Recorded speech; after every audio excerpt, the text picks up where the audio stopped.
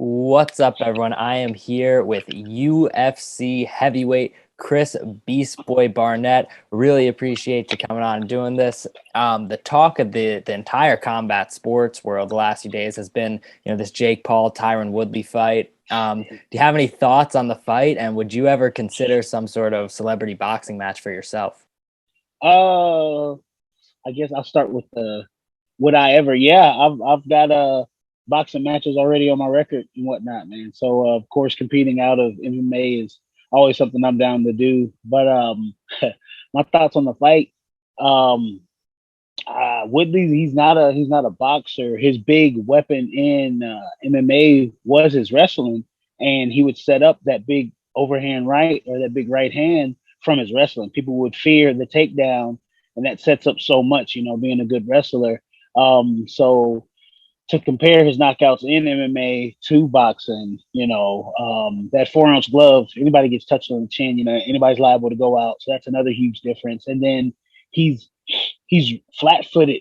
Woodley's so flat footed, you know what I mean, which is really good for wrestling, base wise. You can, get some good throws and good penetration off of being like flat footed. But yeah, he just wasn't. There was no bounce, when he's out there boxing. And then you got a guy like Jake Paul that everybody they I don't know why they just push to the side that this kid is a natural athlete, like his brother, natural athlete. There's videos of him going like toe to toe with Paul Acosta, wrestling wise. You know what I mean? So these kids are athletes, and then you give a kid that's got work ethic that Jake has, and then he's got the money to get everything else that that you would need to be a superstar. Not to Alvin Drago him, but like he created himself in a lab almost, but he put in that work too. I'm never going to take away from you. Have to put in that work. Look at the videos of him jogging on the beach, doing the pad work. That you can't fake that stuff. You can't fake that that deep breath. You know what I mean? That he's taking. In those training videos. So you got a young guy literally trying to prove himself for whatever reason. Now, like there's no after that third knockout, really, he could have just been like, all right, I'm cool. Like, I have nothing really to prove on this whole thing. But he's trying to prove himself. He wants to show that he's not a joke or what people saying this in the contract. He's dodging this, he's dodging that. You've got to give him his respect now. Like, there was no, okay, Woodley took it on 2 weeks' notice, but Woodley claimed that he was ready. Woodley, so what he say? We knew this was going to happen. You never know Fury if he backed out. We were ready type thing. So ready or not, he signed the contract, so he should have been ready. But yeah, like that. What they say? They say hard work beats talent every time, and that's what Jake's doing, man. Woodley's talented, but Jake is putting in that work. Yeah, you definitely can't deny he's getting better each and every fight. I think he's picking his matchups very wisely. Went from pro athlete to UFC fighter with arguably the worst striking ever in Ben Askren, then Yeah. UFC fighter who's not a crisp boxer but has some power. So I mean, he's progressing really well. And I mean, who knows then what's going to happen when he gets in there against a real boxer? But like you said, with the work ethic, and he's clearly some sort of athlete. So he definitely is. Yeah, he's showing boxer IQ now too, Yeah, because he set that up perfect. Like he knew Woodley was pawing at his jab every time. And once you get that time, that was the 6th round. You get tired. You get tired. I don't care who you are. Lance Armstrong owned drugs could be out there, and you're gonna get tired in that fight. Getting hit. It drains you. So he noticed that front paw. Every time you do it, they teach you cell phone. Bring that hand back home. Bring that hand back home. Woodley dangled it down and bomb right there. It was literally the perfect setup from. You can say he's not a boxer, but that is a boxer setup. He set that up and it worked. yeah, no doubt. You mentioned Lance Armstrong, obviously, the doping he had. Do you think there's something with the Paul brothers? They don't do really any sort of drug testing. Do you think that's playing a role? I mean, they're pretty jacked up dudes. Do you think that's playing a role in these fights? If Or at this point, if I don't know, are they testing for these fights or what? I think in this last Jake Paul fight, I believe they said they turned down Nevada State drug testing. So not to say it like that, but so basically Woodley and them could have did the same thing that they were doing. Yeah, right? I don't think they were testing him either. At that point, it's fair game. Like if if they're doing, I mean, yeah, you want to stay a clean athlete, then don't take the fight. Also, you know what I mean. If that's the case, either I want to say get with it or get gone. type thing. But at that point, like, I don't, 2 weeks in, I don't think there's anything out there that's going to, boost you in 2 weeks. But even with that, you can't just take stuff and sit around. That's not Yeah. how it works. You have to put in that work. What they got on Barry Bonds and Mark McGuire and Yeah. whatnot.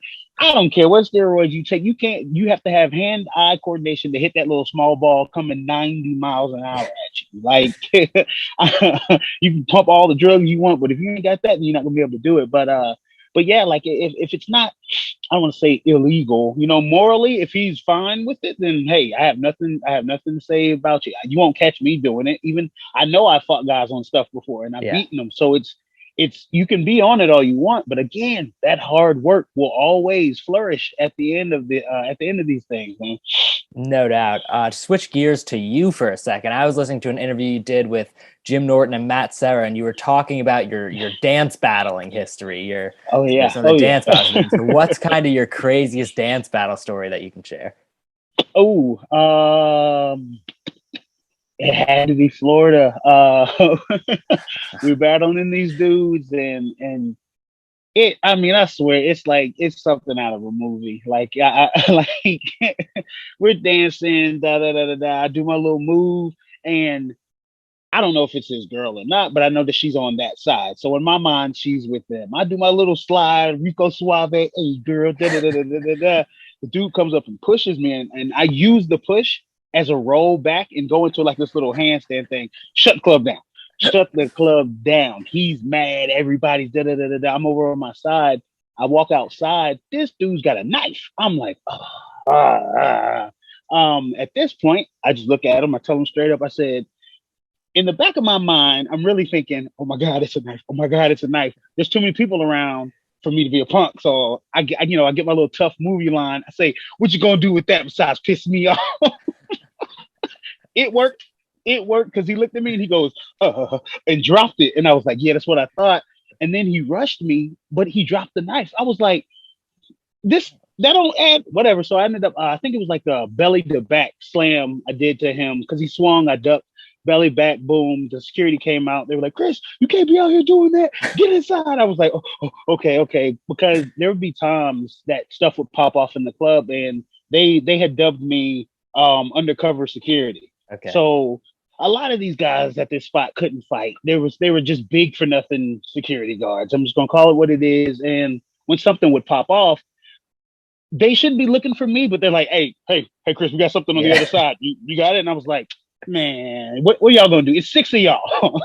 So I, whatever. But a lot of the times too, I would never have to physically do anything. I could de-escalate a situation with some jokes real quick too, So they that was another reason why they would prefer me to break it like that instead of me breaking something, So but yeah, man, that was definitely one of the craziest times. Dude came at me with a knife, and literally there was no disrespect. I didn't push him. I wasn't talking nothing. Da, da, da, da. I slid up on the girl, did my little get out. Oh, girl, ooh, slid out, went nuts, did the little move, went back outside. But he's like, and I'm like, wait, what is this about? Like, you know what I mean? I was like, did I spill his drink? Something. Nah, he was just mad about the dancing, man. And then I hit my movie line. What you gonna do, man? Besides piss me off with that, And then next thing you know, belly to back, went back inside and sat down, started dancing again. Actually, I think this is like that Soldier Boy era time. So that song it came back on, and that song came on, and the night went back. Yeah, once you hear that song, you gotta get back inside. Once that ding, ding, ding. Okay, there we go. We're good. Let's go. It really seems like you got this guy on pretty much every front. You won the dance battle, then he pushed you, and then you re-won the dance battle. Took him outside. Took him outside. You hit him with your line. Won and got him there, and then all he had to do is just charge you, and then you beat him up. Yeah, well, I didn't lay a hand on him. I just slammed it. I defended myself. Yes. There we go. Allegedly. No, we're good. No, yeah, I de-escalated the situation without having to physically harm anybody. Oh, never mind. Let me stop. That slam was I put some oomph on it because who pulls a knife out on somebody? And this was what, 2010, 2009 or something? Like, who does that? Yeah, especially after the dance battle. Do you think there's anyone in the UFC that could beat you in a dance battle? Oh, Stylebender. He's got some moves. Like, it'd be a good battle. But I think because he's got like a crew. If I could get my old crew summoned, it'd be a great epic battle. But right now he's got that he's got a little soul glow that I'm trying to steal. He coordinated that whole dance when he walked out. I think it was where he fought in Australia. Any Yeah, that was aspirations for or the something like championship, that? right? Yeah, for the belt. You have any That's aspirations? I wild. know you get crazy in the tunnel, but you gonna any coordination or Yeah, you're if I just could, if like my corners can't dance. Like you, it is what it is. I got one guy from Cleveland, Georgia, and if you know anything about Cleveland, Georgia, he'll hog tie you in a heartbeat. I'll tell you that much. But he ain't dancing. And then my other coach, you would think he's actually Hispanic. If I came off there, with some salsa, he would tear it up. But depending on where we're at, maybe one day he might get to show his moves. But yeah, if I get my little crew together and we'll battle, we'll have a best walkout group wise between me and Izzy. yeah, I think that's a dance battle. I think every fight fan would be dying to see. But you've said my favorite quote of yours that I've heard. You said that mentally you're 170 pounds. We see it. You're flipping in the octagon, throwing spinning back kicks. I saw you posted on your social media at one of those trampoline parks. You're like doing like triple backflips and shit. What is the craziest thing that you can do athletically that we haven't really seen yet from you that would blow our minds? I don't know, man. I think I've seen everything. I can do some wild stuff off the diving board and actually, like land dive, like Okay. have a nice little small splash Oh wow. going. Yeah, man. I was for the longest time I was a Green Acre Sea Turtle. That was our little swim team in the neighborhood, and they had a diving board down there. Literally, parents would bring their kids and drop them off, and I was the like babysitter technically. I was just literally entertaining, all up, jumping off the diving board, playing sharks and minnows. Like it'd be a group of 20 and maybe 3 adults. So this doesn't add up, and then they're all flocked around me. So I've got a bunch of these little kids. I'm 10, 11, you know what I mean? But they know, hey, Chris is over there. All they're gonna do is watch him and play the whole time. It's just like, hey, if they start drowning, y'all better y'all better start fixing this up. But yeah, no, that's probably one of my secret things that people don't know, that I used to be a Green Acre Sea Turtle, baby, and I'm mean on that diving board. That's a pretty good one. I'm not gonna lie, and I think the fact that you don't splash is the most impressive part. Because I'm not gonna lie, That's like what's crazy. That's when you what's crazy. said like I could do some crazy stuff off a diving board, I was like, yeah, but this motherfucker definitely like empties the entire pool when he does it. That's what you would think. I do have a mean can opener. I can empty a Okay. pool out, but I'm telling you, when it comes to the dives, like I think what ended up making me learn to like land the dive, I tried to do a double gainer and I landed on my back. It put me out for like a week. I was like, I almost drowned. Oh, my air was gone when I came up. I was trying not to cry because there's so many kids around. But after that, I was like, okay, we got to learn how to get to. I want that noise in the water, though. Just the little drop or whatever, man. So yeah, there's some doubles and whatnot, and right into dives and what. I don't know the names of none of them, but boy, I could do them. Any day, like I think, what year was it? It was the year the Olympics was here in Atlanta, 96, 98, or whatever it was. I think it's 96. That was a big year because I actually got to go see some of the divers because they had it here at UGA. Okay. So I was like, man, that stuff looks easy. And then they didn't even have a spring. They were just jumping and, wow. flipping up or whatever. They gave me a spring, baby. That's great. So to get to some fight talk, I guess we saw a big fight in the heavyweight division this weekend. Black Beast knocked out Chris Dawkins. So what did you think of that one? And then where do you see yourself kind of fitting in with this whole division coming off such an impressive win? I don't want to say it like bad, but Chris Dawkins, he could be a 205. He could be a mean 205er, dude. And Black Beast got them hands, dude. You can't go in there wanting to play tag with him. Like they're like, if you watch how Crowd Game fought him,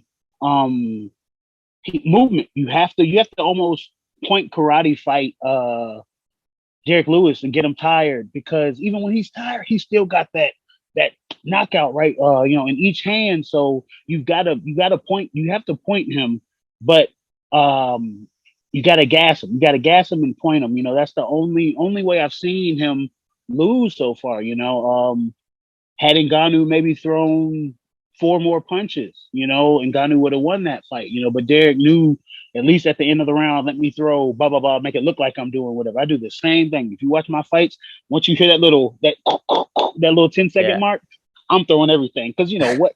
Something can happen, but it's 10 seconds. You know, we're Yeah. heavyweights. You know, it's going to take at least 4 seconds for the points to get there. You know, so I try to, you know, you can win a round doing that too. Like I forgot, I think it was maybe my fourth XFC fight. You want to say Mario Rinaldi?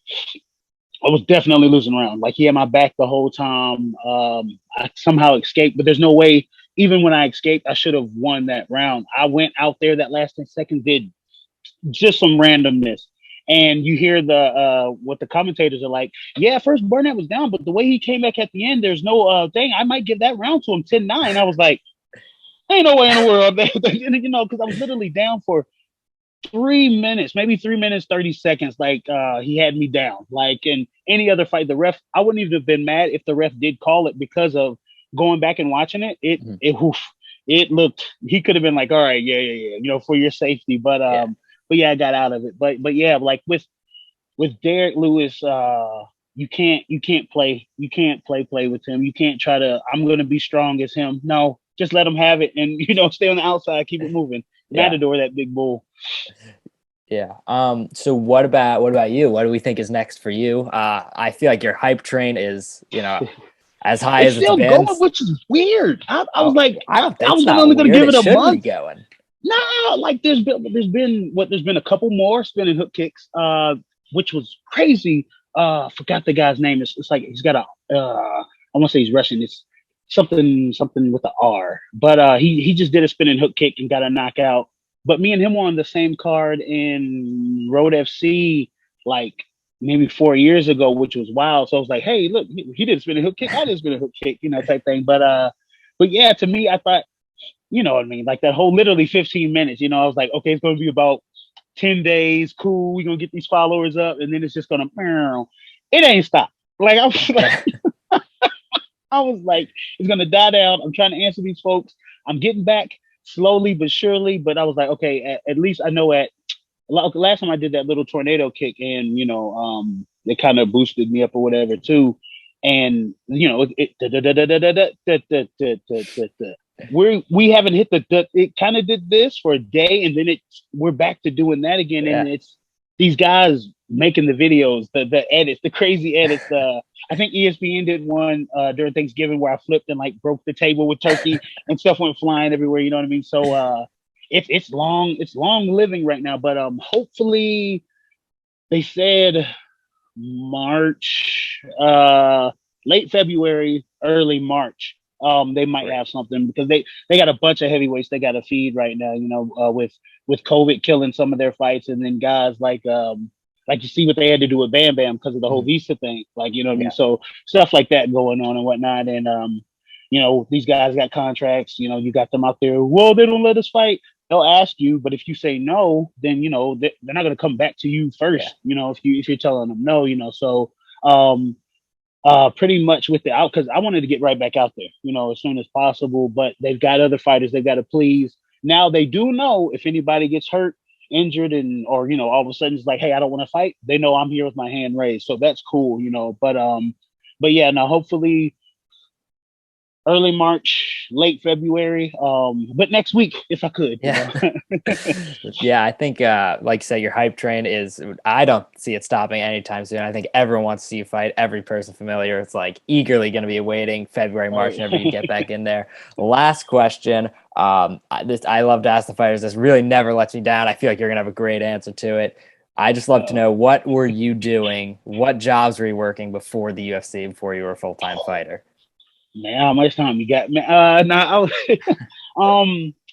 dude, everything. Like everything retail. I was at Walmart at one point. I was at Lowe's while I actually initially first started fighting in Florida, and then while I was in, like when I got signed to the UFC, I was still when I moved back up to Georgia, I actually started back at Lowe's. But man, I've done it all. I've worked in movie theaters to Walmart to Lowe's to shoot, man, delivery. I was door dashing for a hot minute. That was fun. I ain't gonna lie, door dashing was fun.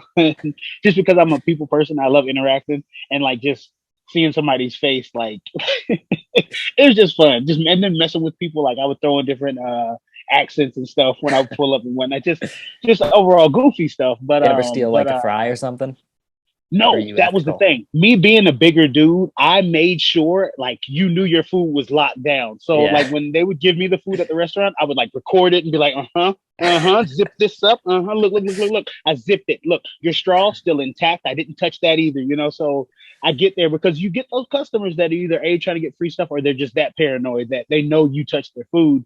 So I'd show up, I'd be like, look, hang on. We're gonna have to put in the secret code to get your food out of this bag, that type thing. But no, that actually helped me out too. Got me a lot of tips because people knew their food Good. was safe. But yeah, Yeah. being a bigger dude, let's just be honest. Because I would show up in like the hoodie, some sweatpants, and flip flops.